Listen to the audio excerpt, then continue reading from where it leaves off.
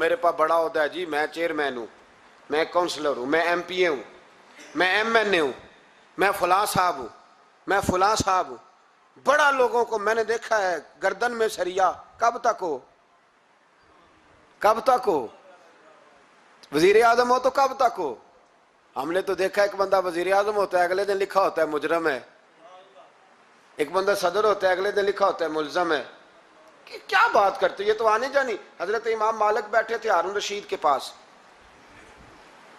سخت پیاس لگ گئی ہارون رشید کو، اتنی سخت گرمی پیاس. یہ روزہ کھول کے نا کوئی چیز نہ ہو، پانی ہو تھوڑا سا ٹھنڈا سادہ پانی، تو دل کرتا ہے سارے پی جائیں آج. حضرت مولا علی نے مثال دی ہے شیر خدا نے. حضرت علی نے انوکھی بات کرتے، کہتے نا مجھے فلاں جان سے پیارا ہے. تو شیر تھے نا، تو شیروں جیسی باتیں کرتے تھے.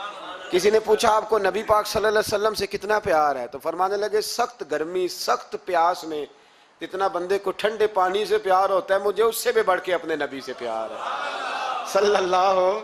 کیسی مثال عطا فرمائی. لوگ وہیں کھڑے ہیں جان سے زیادہ پیارے. فرمایا نہیں، سخت گرمی میں سخت پیاس میں اتنا بندے کو ٹھنڈے پانی سے پیار ہوتا ہے مجھے اس سے زیادہ مصطفیٰ سے پیار ہے. یہ مولا علی کا فرمان ہے. ہارون رشید کو پیاس لگ گئی تو پانی کچھ دیر سے آیا تو تڑپنے لگا، پانی لاؤ گلا خشک ہو گیا، گھنٹہ ہو گیا، شور کرنے لگا، جلال میں آ گیا، تڑپ لاتے کیوں نہیں، جلدی کرو. جب بندہ گرمی میں آتا ہے نا باہر سے تو پانی دیر سے آیا نا تو دل کرتا ہے کہ وہ ہو سکتا ہے گھر میں کوئی بم بھی پھوڑ دے. پانی کو دیر سے آیا ہے، پہلے پانی. اس لیے سمجھدار خواتین باہر سے جب کوئی آتا ہے تو پہلے پانی لاتی ہے، پانی لاتی ہے، پانی پی لیں جناب. تو ہارون رشید تڑپ رہا ہے، امام مالک قریب بیٹھے تھے. خادم کہنے لگا حضور ایک کنواں خشک ہو گیا ہے اور دوسرا آپ کی شایان شان نہیں، پانی صاف نہیں، تو تیسرے سے بندہ لینے گیا ہے، آ رہا ہے. بندہ تھوڑی دیر سے آیا تو ہارون رشید بڑا پریشان تھا. اب بات امام مالک کر رہے تھے تو وہ نہ توجہ اس کی پانی کی طرف تھی. پیالہ پانی کا اندر داخل ہوا تو ہارون رشید کا دل کرتا تھا کہ اڑ کے پانی کے قریب چلا جاؤ، لپک رہا تھا پانی کی طرف. جب پانی آیا اس کو پکڑایا تو امام مالک رحمۃ اللہ علیہ کہنے لگے بادشاہ ذرا ٹھہر جا، ٹھہر جا، پی لے، نیا آ گیا نا اب تیرے قبضے میں ہے، ایک مسئلہ مجھے بتا لے پھر پانی پینا. ہارون رشید ایک رات پہلے نا بڑی باتیں کر رہا تھا کہ میں حکومت صحیح چلا رہا ہوں، میرے معاملات بڑے اچھے، اپنی حکومت کی تعریفیں ایک رات پہلے ہو رہی. اب جب پانی پینے لگا تو امام مالک اس کو رات والی بات پہ اسے سمجھانا چاہ رہے ہیں. فرمانے لگے بادشاہ رک جا. رک گیا. آپ فرمانے لگے اگر یہ پانی ملتا ہی نہ، پورے ملک میں نہ ملتا، پھر تجھے پتہ چلتا پوری دنیا میں نہیں. ذرا سوچیں آپ، اگر پانی خدا نہ خواستہ اگر پانی ملے ہی نہ، کہا نہ ملتا، پانی کو کوئی اہمیت تو نہیں نا ہم دیتے، نلکا کھلا ہے تو کھلا ہے، اور اگر ملے نہ تو ہماری بنیادی ضرورت ہے پانی، ایک قدم نہ لوگ چل سکے. کہا ہارون رشید اگر ملے ہی نہ اور اگر تجھے لینا پڑے ایک پیالہ پانی کا تو کیا دے کے لے گا؟ کہنے لگا میں اپنی آدھی سلطنت دے دوں گا، آدھی حکومت اور پانی کا پیالہ لے لوں گا. امام صاحب فرمانے لگے چل سمجھ میں آ گیا، پی لے پانی. اس نے پی لیا تو پیا اس طرح کہ پانی پیالہ منہ سے لگایا تو اتارا تب بھی جب ختم ہو گیا. تو امام صاحب فرمانے لگے پی لیا؟ کہ پی لیا. فرمانے لگے ایک مسئلہ اور بتا، اب اگر تو نے پانی پی لیا تیرا پیشاب بند ہو جائے، یہ پانی پینے کے بعد پھر پیشاب آنا بھی ضروری ہے، اگر بند ہو جائے تو پھر کیا دے گا؟ تو امام صاحب کی طرف غور سے دیکھنے، فرمانے لگے سوچ کے بتانا. کہنے لگا حضور آدھی سلطنت باقی کی بھی دے دوں گا. تو امام صاحب نے رومال اٹھایا کندھے پہ رکھا، چلنے لگے. کہاں جا رہے ہو؟ فرمانے لگے اس بادشاہ کے پاس کیا بیٹھنا جس کی پوری سلطنت کی قیمت پانی کا ایک پیالہ ہے. ایک پیالہ پانی کا اگر نہ ملے تو آدھی گئی اور پیشاب نہ آئے تو باقی بھی. کہنے لگے تو کس سلطنت کی باتیں کرتا ہے؟ کل من علیہا فان، ہر چیز. اب یقین کریں ہمارے پاس کو بندہ بیٹھ جائے نا تو ہم اسے ہلنے نہ دیں، ہم اسے کہیں تو تجھے پتہ ہی نہیں اصل بادشاہ میں ہی ہوں. میں تو کچھ ایسے لوگوں کی باتیں بھی سنتا ہوں مجھے لگتا ہے امریکہ میں بھی حکومت یہی بنواتے ہیں.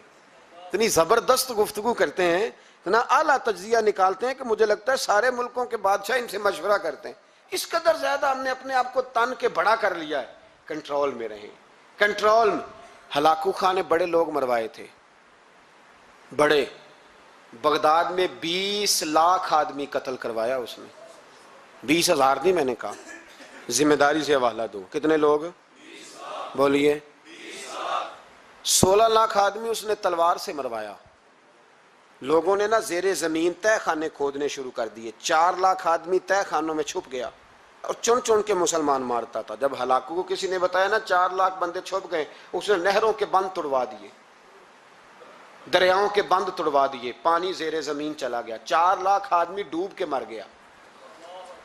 20 لاکھ آدمی مروایا. ایک دن ایک علاقے میں گھوم رہا تھا, لیمبو کھانے کا بڑا شوقین تھا. بازار میں گیا تو ایک لیمبو خریدا.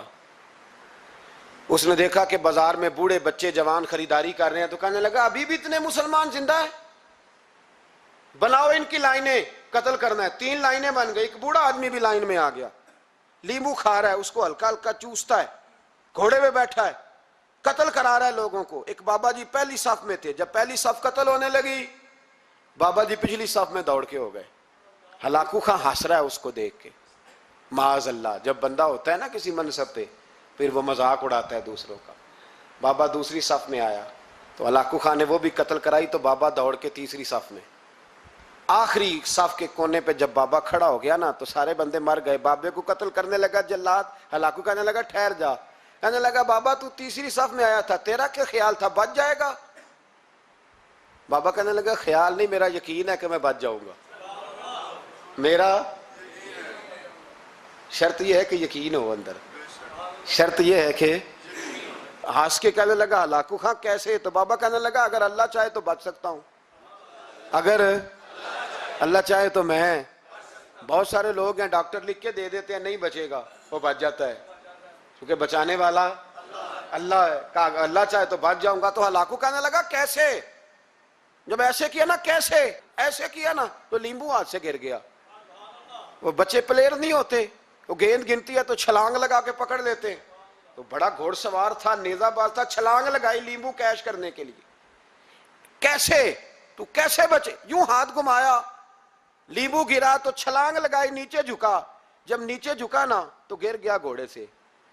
جو پیر تھا وہ گھوڑے کی رکاب میں الجھ گیا. گھوڑا ڈر کے دوڑ گیا.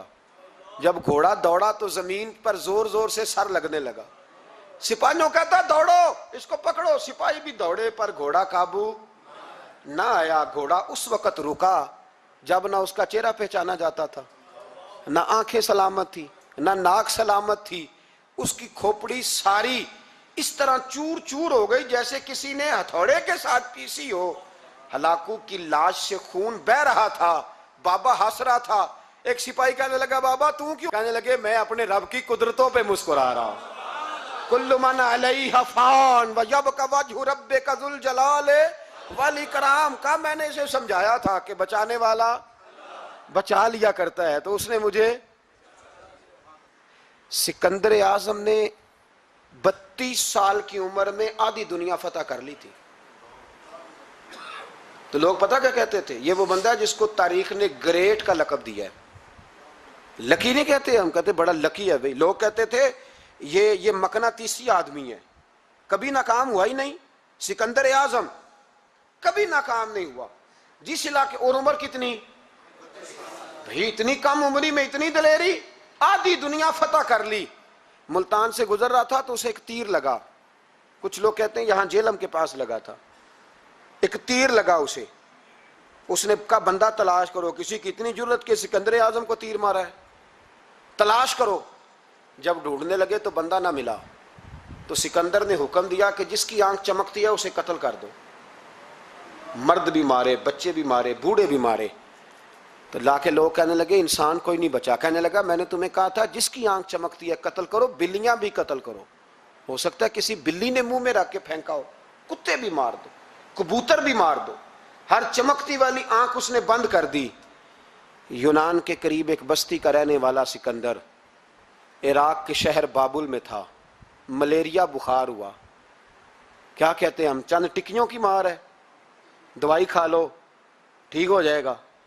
ملیریا بخار ہوا. 32 سال, کچھ لوگوں نے کہا نہیں 2 مہینے کم, 33 سال عمر ہو چکی تھی. تو سکندر اعظم زمین پہ بیٹھا ہے, ایڑیاں رگڑ رہا ہے. موت کا جھٹکا لگا, موت کا.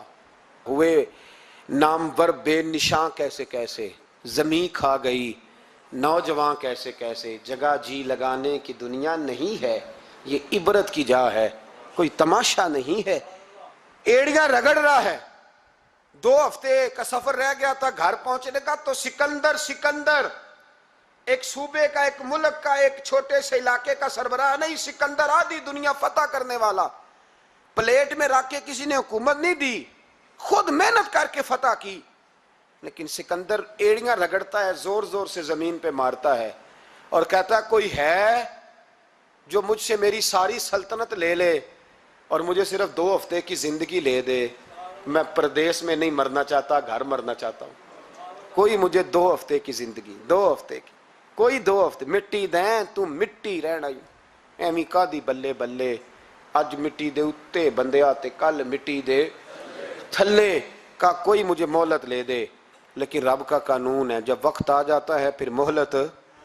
میرے بھائی اپنی زندگی نہ عاجزی میں جھوک کے، سادگی میں، کونے میں، دنیا کے پروٹوکول ختم ہوں گے، اصل پروٹوکول وہ ہے جو اللہ قیامت کے دن عطا فرمائے گا۔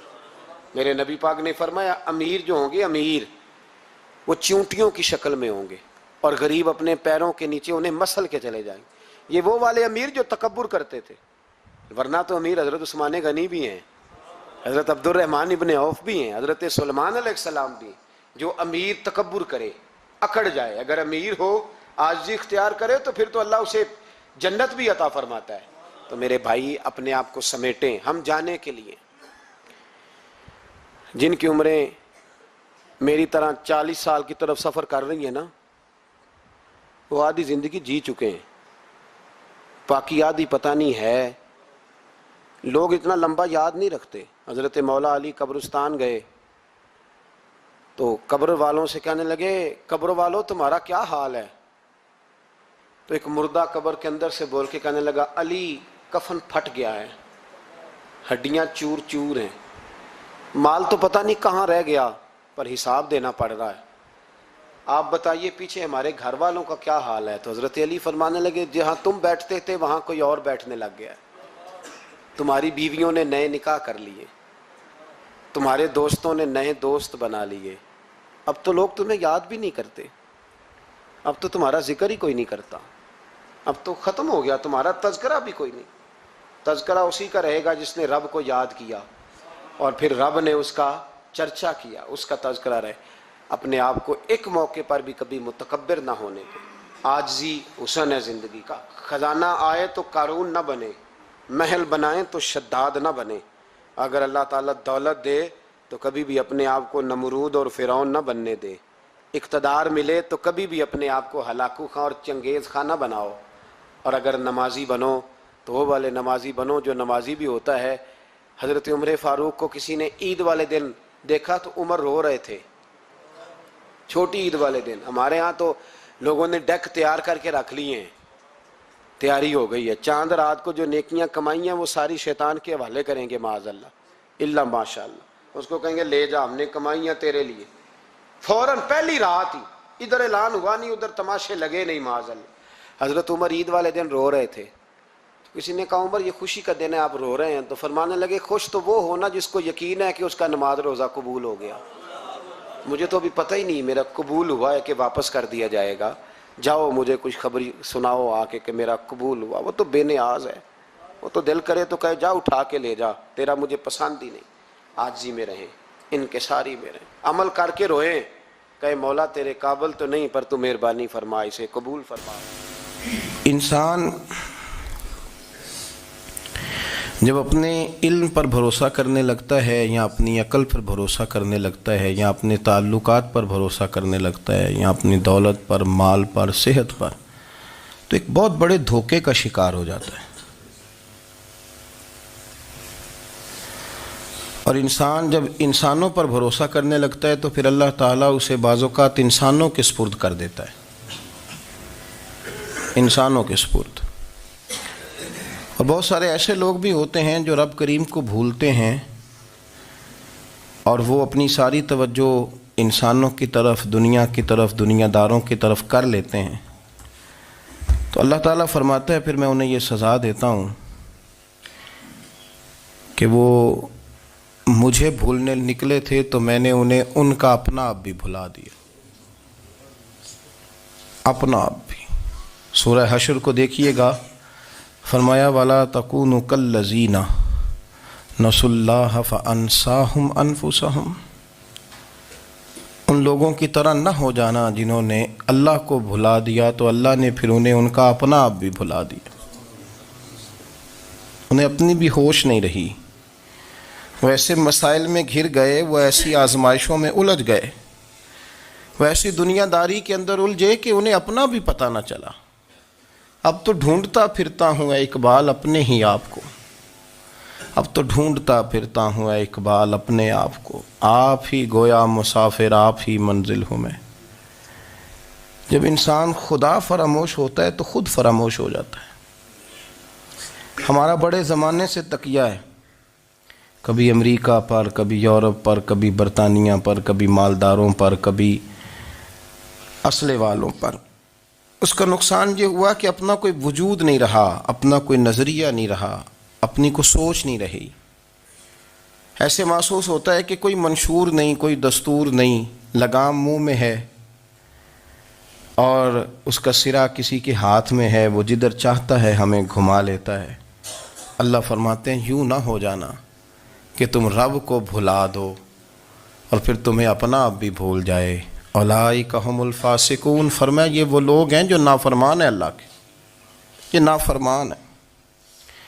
جب یہ نظریہ بن گیا، جب یہ ذہن بن گیا کہ پیدا اللہ نے کیا ہے، دینا اللہ نے ہے، عطا کرنے والا اللہ ہے، نوازنے والا اللہ ہے، تو پھر ساری توجہ دنیا داروں کی طرف رکھنا، میں اللہ والوں کی طرف توجہ رکھنے کا قائل ہوں، میں وہ سمجھتا ہوں، ہم اس چیز کے قائل ہیں، لیکن وہ بھی کوئی آستانہ ہے کہ جہاں حق مرشد کا نعرہ تو بڑا لگے پر رب کا نام ہی نہ سننے کو ملے۔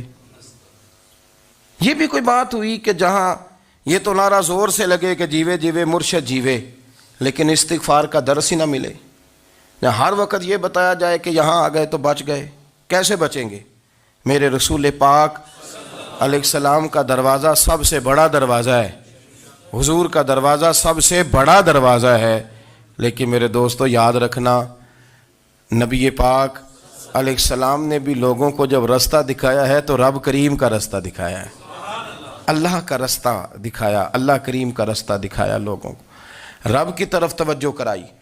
میرے رسول کریم سید عالم صلی اللہ تعالی علیہ وسلم نے لوگوں کی اللہ کی جانب توجہ کرائی اور لوگوں سے یہ کہا کہ وہ اپنے رب کریم کی جانب اپنا ذہن رکھیں، اپنی توجہ اپنے اللہ کی جانب مبذول کریں۔ میری بات کو اچھے طریقے سے سمجھیے گا، علم اللہ تبارک و تعالی عطا کرتا ہے تو اسے اللہ کی عطا ہی سمجھنا چاہیے۔ کچھ لوگوں کے پاس علم ہوتا ہے پر علم نافع نہیں ہوتا، وہ ٹامک ٹونجا مارتے رہتے ہیں ساری زندگی۔ علم کو اللہ کی عطا سمجھیں، اپنی عقل پر، اپنے شعور پر زیادہ بھروسہ نہ سمجھیں، نظر اللہ پہ رکھیں۔ حضرت مولا علی شیر خدا کرم اللہ تعالی وجہہ الکریم سے کسی نے پوچھا تھا بڑا عالم کون ہوتا ہے؟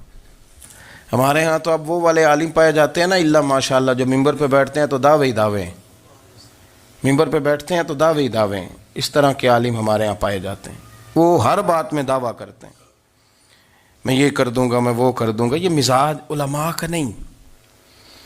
حضرت علی المرتضیٰ سے کسی نے پوچھا بڑا عالم کون ہوتا ہے؟ فرمایا بڑا عالم وہ ہوتا ہے کہ جسے مسئلے کا پتہ نہ ہو تو وہ کہہ دے مجھے نہیں پتہ، میں پتہ کر کے بتاؤں گا، غلط بات بیان نہ کرے۔ امام مالک سے کسی نے کوئی مسئلہ پوچھا تو آپ فرمانے لگے مجھے اس سوال کا جواب نہیں آتا، ہمارے بزرگ سمجھاتے کیا ہیں؟ وہ کہنے لگا آپ اتنے بڑے امام ہیں تو اس سوال کا جواب نہیں آتا۔ فرمانے لگے اگر مجھے ہر سوال کا جواب آتا پھر تو میں خدا ہوتا، مجھے ہر سوال کا جواب نہیں آتا، مجھے تو اتنا آتا ہے جتنا میرے رب نے مجھے عطا کر دیا ہے۔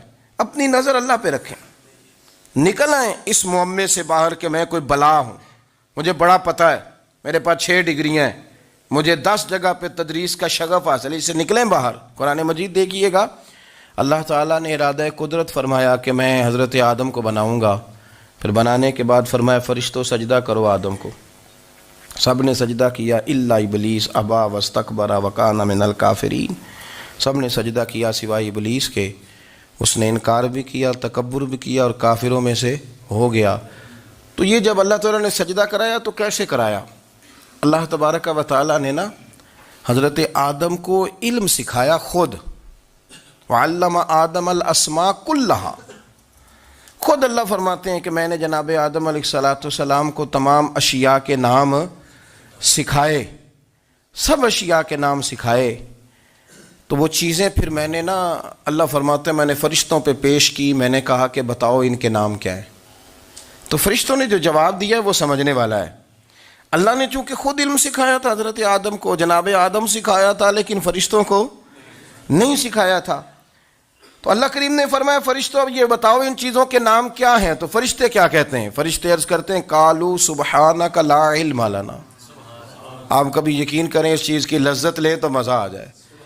کہا قالوا سبحانک، کہنے لگے تو پاک ہے، قالوا سبحانک، کہنے لگے تو، بھئی آدم علیہ السلام کو نام سکھا لیے، پھر فرشتوں کے سامنے وہ چیزیں پیش کر کے کہا ان چیزوں کے نام بتاؤ، تو فرشتے کیا کہتے ہیں؟ کہتے ہیں قالوا سبحانک، تو پاک ہے، لا علم لنا، ہمارے پاس کوئی علم نہیں، الا ما علمتنا، ہمیں تو اتنا پتہ ہے جتنا تو نے ہمیں سکھا دیا ہے، ہمیں تو اتنا پتہ ہے جتنا تو نے ہمیں، لا علم لنا، ہمارے پاس کوئی علم نہیں ہے، اتنا ہی پتہ ہے جتنا تو نے ہمیں سکھا دیا ہے، اس سے زیادہ ہمارے پاس علم۔ اور یہ کیوں تو نے ہمیں جتنا سکھایا اتنا پتہ ہے؟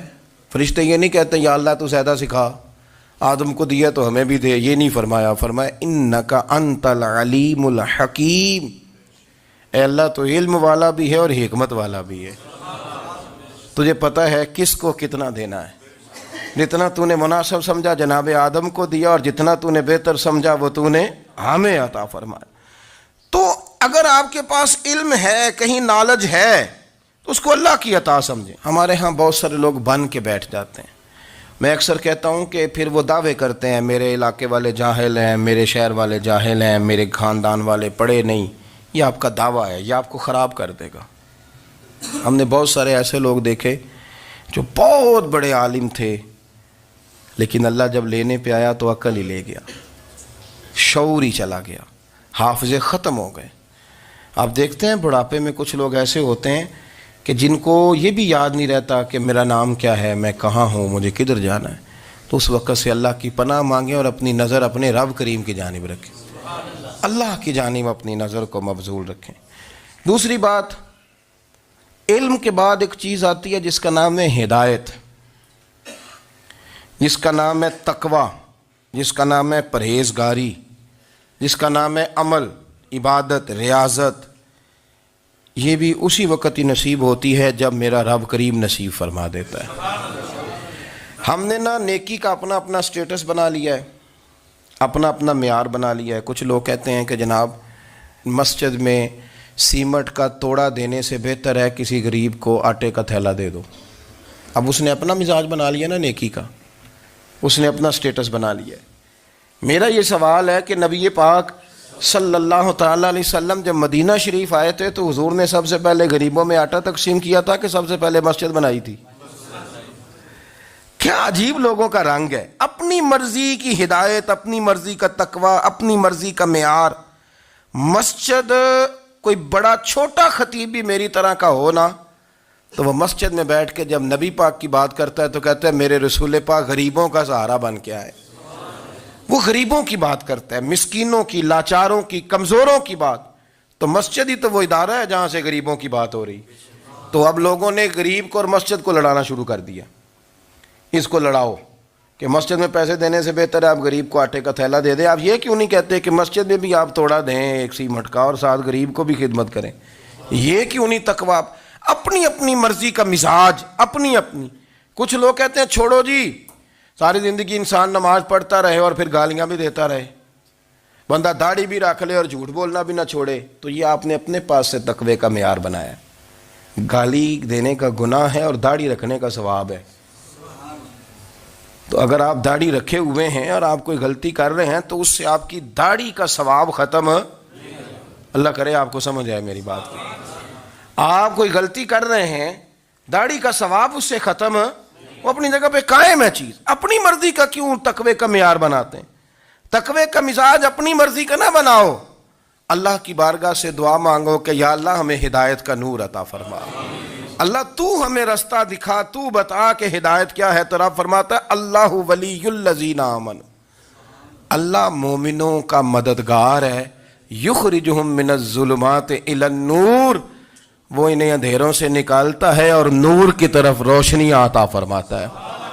اندھیروں سے نور کی طرف اللہ لاتا ہے. اللہ ولی، اللہ مومنوں کا ولی ہے، وہ انہیں اندھیروں سے نور کی طرف نکالتا ہے.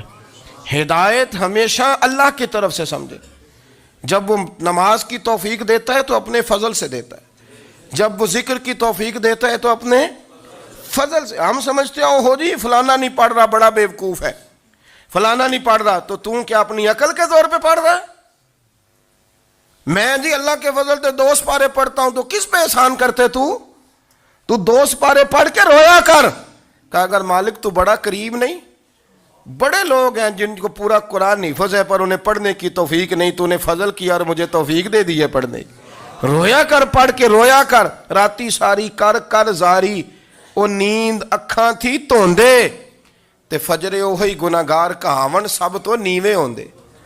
مہربانی کریں، ڈریں، نیکی کریں تو پھر ڈریں، پھر احساس پیدا کریں، پھر اپنے اندر وہ کمزوری لائیں کہ توبہ توبہ مجھے تو پتہ ہی نہیں، تو جانتا ہی نہیں.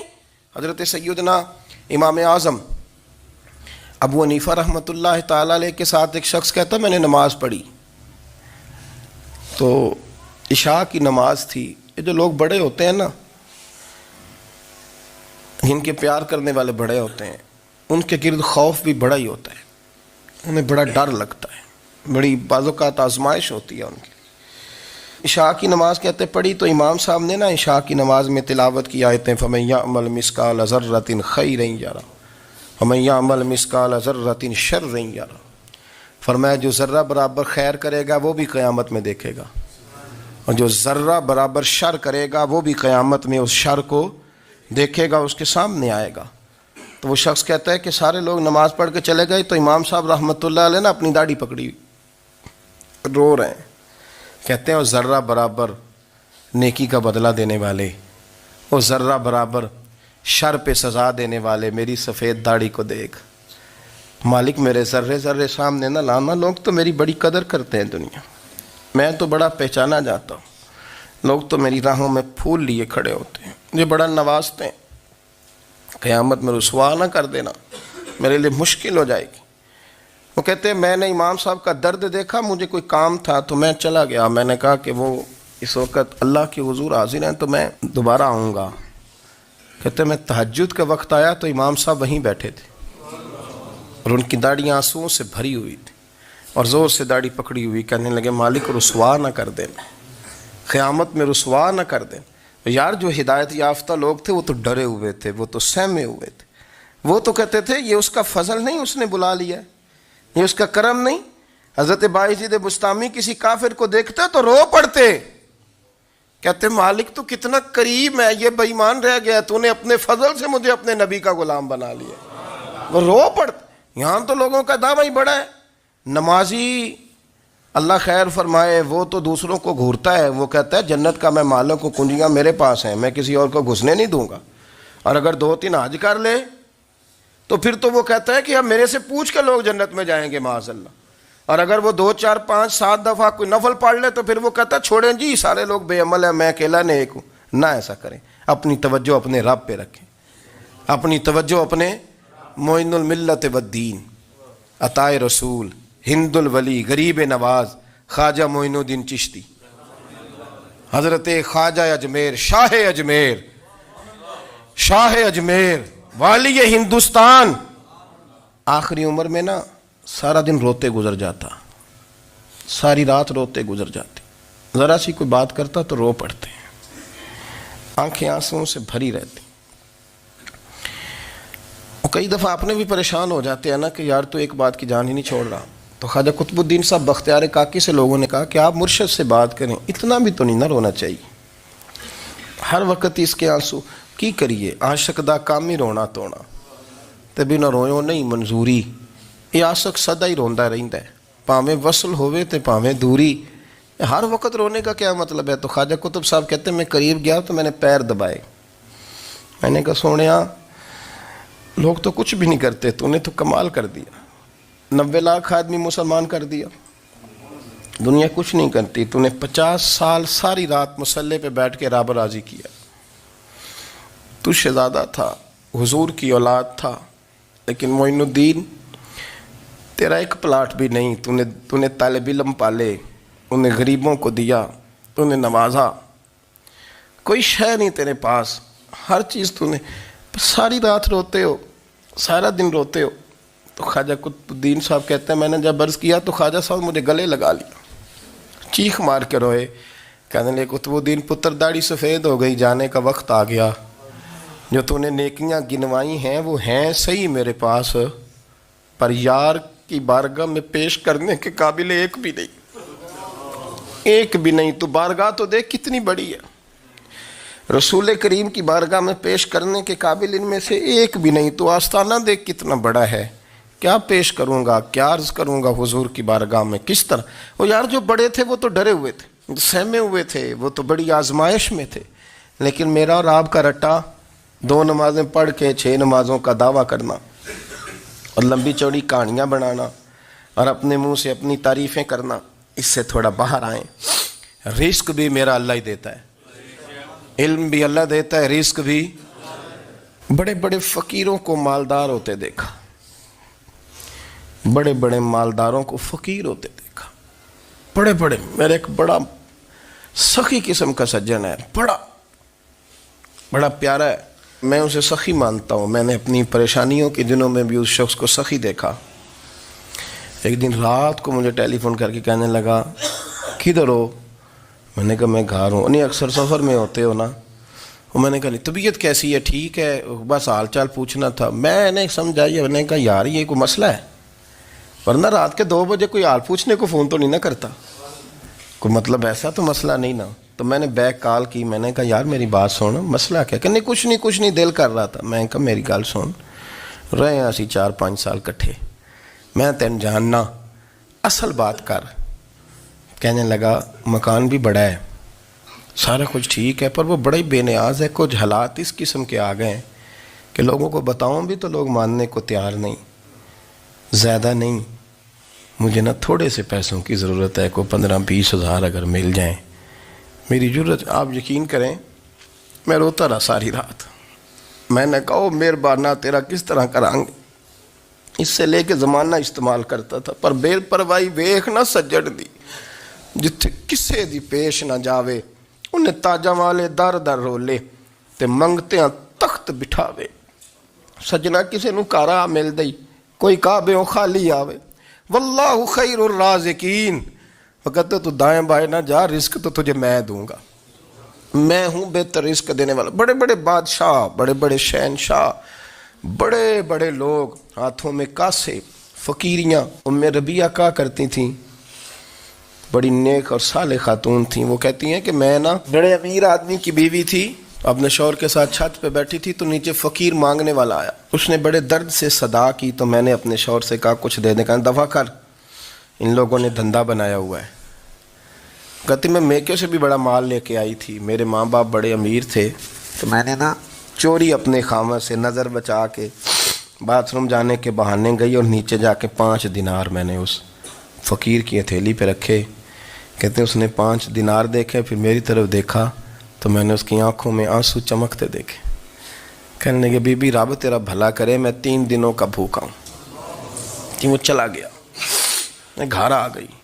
जब बाहर आई तो मेरा शौहर कहने लगा तू इतनी अब इतनी तू तेज़ हो गई है और तू इतनी खुद मुख्तार हो गई है, मेरे बगैर पूछे माल खर्च करेगी, जा तुझे 3 तलाक़ें। कहती मैं बालदार और वज़ादार बाप की बेटी थी, तलाक लेके घर आई तो मेरा बाप टूट गया, चारपाई पे चला गया। ओहो ये क्या बन गया। कहती बड़ी तकलीफ़ रही। 1-2 साल के बाद मेरे अब्बा ने मेरी शादी कर दी। अब जिस शौहर के पास गई वो बड़ा नेक था, परहेजगार था, अल्लाह ने बेहतरीन सिला दिया। कहती छत पे बैठी थी, दरवाजे पे फ़कीर आया तो मैंने शौहर से कहा कुछ दे दूँ? कहने लगा 5 ना देना, 15 देना, 20 देना। मैं फ़कीर हूँ, मैंने फ़क्र से दौलत देखी है, इसे खाली ना लौटाना। कहती है कि मैं नीचे गई और जब मैंने उसकी तरफ दिनार बढ़ाए तो मेरी चीख निकली, पैसे फेंक के मैं बेहोश होके गिरी। मेरा शौहर ने आके उठाया, अंदर ले गया, पानी मुंह पे छिड़का, कहने लगा तुझे क्या हुआ? कहने लगी ये जो मांगने आया ये मेरा पहला शौहर था, वही था जो कहता था कि तू 5 दिनार दे आइए, जा तुझे 3 तलाकें। पढ़ो ना हदीस पाक। मेरे नबी पाक अलैहिस्सलाम ने फरमाया एक बंदा गंजा था। गंजा, कोई तरतीब आगे पीछे हो जाए तो मफ़हूम के लिहाज से, लेकिन मैं मफ़हूम उसका वाज़े करता हूँ। एक गंजा था, कोई शय नहीं थी, सर पे बाल भी नहीं थे, रोया करता था। अल्लाह ताला ने फ़रिश्ते को भेजा, तुझे क्या चाहिए? तो कहने लगा बाल आ जाए और थोड़ा माल आ जाए। फ़रिश्ते ने हाथ फेरा तो बाल भी आ गए, तो बकरियां भी आ गईं, लाइनें लग गईं, माल ही माल हो गए। दूसरे के पास गया, वो कोड़ा था, उसको जाके कहा क्या चाहिए? कहने लगा शिफा हो जाए और कुछ अल्लाह ताला आसानी कर दे। शिफा भी हो गई, गायें भी दे दी, भैंसें भी दे दी, माल ही माल हो गई। फिर एक के पास गया, वो अंधा था, तुझे क्या चाहिए? उसने कहा आँखें मिल जाएं और कुछ साथ अल्लाह माल दे दे। ऊँट ही ऊँट हो गए। जब बड़ा नवाज दिया तो फिर मालिक ने इम्तिहान लेने का इरादा किया। यारी तेरी सोना है पर आजमाइशां भी तेरियां अग, आजमाइशां तेरियां, सही कह रहा हूँ, आजमाइशां तेरियां, यारी तेरी सोना है पर आजमाइशां तेरियां। ये सोना परखिया जामदा ही, पहलो ना लगा दे लग। अल्लाह ने फरमाया आजमाइश करो। सबसे पहले गंजे के पास आए, उसे कहा अल्लाह के रस्ते में कुछ देखने लगा, मेरे खर्चे ही बड़े, देखो तो सही कितनी मुश्किल में वक्त गुजारता हूँ, हाल ही कोई नहीं। तो उसने कहा मैंने तो सुना है तू गंजा और भूखा नंगा था। कहने लगा मैं तो जद्दी पुश्ती रईस आज़म हूँ, तुझे किस पागल ने कहा है, भाग जा। उसने कहा अच्छा जैसे तू था वैसे ही हो जाए। खेत खलियान उजड़ गए, फिर से गंजा हो गया। हुजूर अलैहिस्सलाम फरमाने लगे, फिर वो उसके पास गया जो कोड़ा था, उसे कहा कुछ दे। कहने लगा खर्चे ही बड़े। अब पूछ लें किसी अमीर आदमी से, कहेगा चक्की के नीचे हाथ है मेरा, मेरे से ज़्यादा तो अब परेशान बंदा ही कोई नहीं। क्या बताऊँ आपको, इतना टैक्स है, इतना जुर्माना है, फलानी शय, बड़ा कुछ गिनवाते हैं लोग। उसने कहा मैंने तो सुना तो पहले कोड़ा था। उसने कहा जा दौड़ जा, मैं तो रईस आज़म हूँ, दादा भी परदादा भी और सारी नस्ल ही। उसने कहा अच्छा जैसे तू था वैसे ही हो जाए। फिर वो गया अंधे के पास और जाके कहा अल्लाह के नाम पे कुछ दे। तो कहने लगा रब के नाम पे? ये खड़े हैं ऊँट, जितने तेरे दिल करे ले जा। उसने कहा क्या माना इस बात का? कहने लगा यार तुझे क्या बताऊं, मैं तो अंधा था, मैंने तो कभी दुनिया देखी नहीं थी। फिर उस करीम ने फजल किया तो मुझे बड़ा कुछ दिखाया। मैं क्या बताऊं, मेरा दिल कर रहा है कह दूं कि फिर उसने काबा दिखाया, फिर उसने रोज़ा रसूल दिखाया, फिर उसने रियाजुल जन्ना के सजदे दिखाए, फिर उसने अपने महबूब के दरवाजे की रौनकें दिखाई। उसने बड़ा कुछ दिया, उसने बड़ा नवाजा। मेरे पास तो शायद मैं बदकार पुराना खादम, किसे दर मिली न टोई। ये वासफ यार ने नजर जो की थी, फिर वासफ ही होई। ये तो उसका करम हुआ। तो ये वो कहने लगा तू अल्लाह के नाम पे जान मांग, मैं वो भी देने को तैयार। मेरे पास तो शय कोई नहीं थी, मुझे तो अपना पता है, मैं तो कोई शय नहीं था, कुछ नहीं था मेरे पास। ये तो उनका करम है कि रुख इनका उधर है, और मुख्तसर सी मेरी कहानी है, ये जो भी है उनकी मेहरबानी है। तो वो कहने लगा मैं भी कुछ लेने नहीं आया था, तेरी आजमाइश ही करने आया था। तेरी इज्जतें भी सलामत रहेंगी, तेरा माल भी सलामत रहेगा, तेरी शिफा भी। अपनी ज़िंदगी में कभी भी अल्लाह की बारगाह से तवज्जो इधर उधर ना करें, छोड़े लोग क्या कर रहे हैं, दुनिया क्या कह रही, कभी भी अपनी तवज्जो दाएं। हमारा ये मसला बन गया कि हमारी सियासत है, हमारी दुनियादारी है, हम बंदों को राज़ी करना चाहते हैं। हम देखते हैं कौन किस तरह, और आप यकीन करें आप थक जाएंगे, बंदे राज़ी नहीं होंगे, वो नहीं राज़ी होते। आप इनको मना के लाएंगे तो इधर वाले निकल जाएंगे, इधर को मनाएंगे तो इधर वाले निकल जाएंगे। इस चक्कर से बाहर आएँ, उस रब को राज़ी करें जो फरमाता है इन्नल्लज़ीना आमनू व अमिलुस्सालिहाति सयजअलु लहुमुर्रहमानु वुद्दा। फरमाया तो ईमान लाने के बाद नेक अमल कर, मैं लोगों के दिलों में तेरी मोहब्बत पैदा कर दूँ। रहमान लोगों के दिलों में मोहब्बत डाल देगा, अल्लाह लोगों के दिलों में। अपनी नज़र हमेशा अपने रब पे रखें। اتنی لمبی چوڑی دنیا داروں سے امیدیں نہ وابستہ کریں. میں نے دیکھا ہے لوگ کاسا لیسی کرتے ہیں، کبھی اس کے دروازے پہ کبھی اس کے دروازے پہ. ان چکروں سے باہر آئیں اور اپنے رب کی بارگاہ کی طرف توجہ کریں. استغفار شوق سے پڑھا کریں. اور اکیلے میں حضرت رئیس المتکلمین مولانا نقی علی خان صاحب رحمۃ اللہ نے لکھا ہے کہ فرعون 500 سال حکومت کر گیا. یہاں تو 5 سال کی حکومت کی پیر لڑکھڑاتے ہیں، 500 سال. فرماتے اصل وجہ یہ تھی کہ دنیا جب سو جاتی تھی نا تو اوپر چادر لے کے تو مسلح پہ بیٹھ جاتا تھا اور ہاتھ باندھ کے کہتا تھا رب تو ہی ہے، میرا پردہ نہ کھولنا، مالک تو ہی ہے، کرم نوازی کرنا، میری پکڑ نہ کرنا. وہ بے ایمان ہو کے اگر 500 سال ہاتھ باندھے تو گزارا کر لیتا ہے، تو ایماندار ہے. پر مسئلہ یہ ہے کہ تو رات کو بکل مار کے ہاتھ نہیں نہ باندھتا، تو منت نہیں کرتا، تو استغفار نہیں کرتا. توبہ کریں تو بچے رہیں. وہ اتنی لمبی حکومت کر گیا چونکہ رات کو کہتا تھا مالک رب تو ہی ہے، لیکن مہربانی فرما، میری پکڑ نہ فرما، تو اللہ نے تو اس کو مہلت دے دی.